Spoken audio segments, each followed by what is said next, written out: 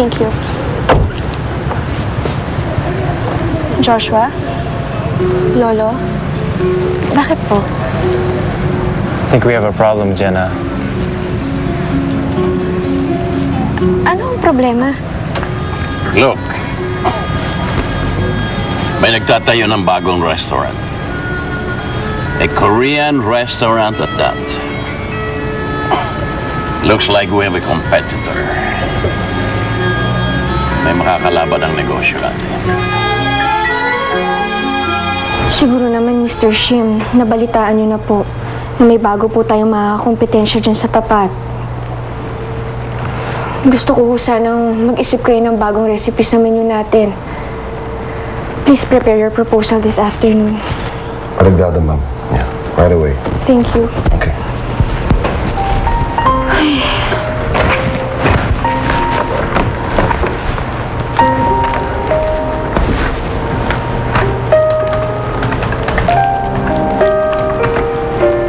Jenna, I brought you some flowers.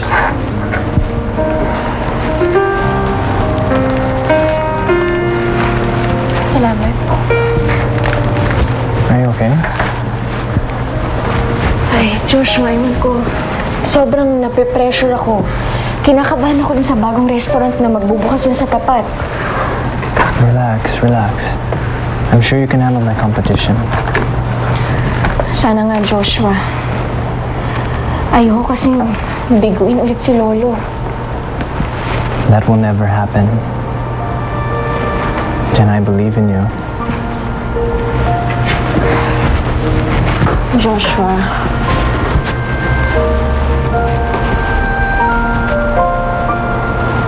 And I love you.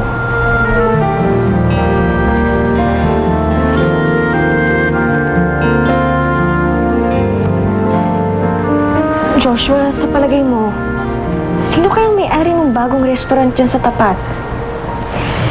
Kasi kung Korean restaurant siya, malamang Korean din yung may-ari.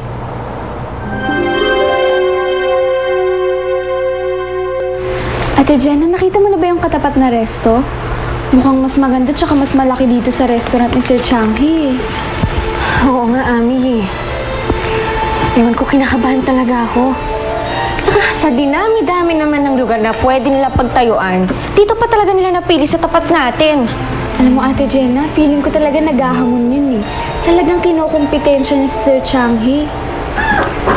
Ay nako, kung sino man siya, hindi ko siya hayaang magtagumpay. Sige, Ate Jenna, alis na muna ako ah. O sige.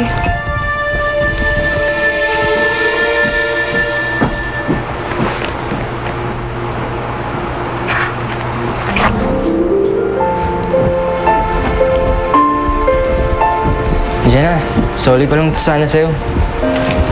Siya nga pala. Sino yung babae na yun? Yung kakalabas lang? Kilala mo pala yun? Si Ami? Pamangkin siya ni Mr. Shim.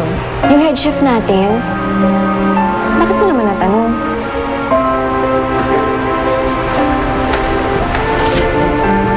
Oh, bakit? May kailangan ba kayo? Ma'am, meron ko kami malagang bagay na gustong sabihin sa inyo. Jess, iwan mo muna kami. Sige. Ano ba yan?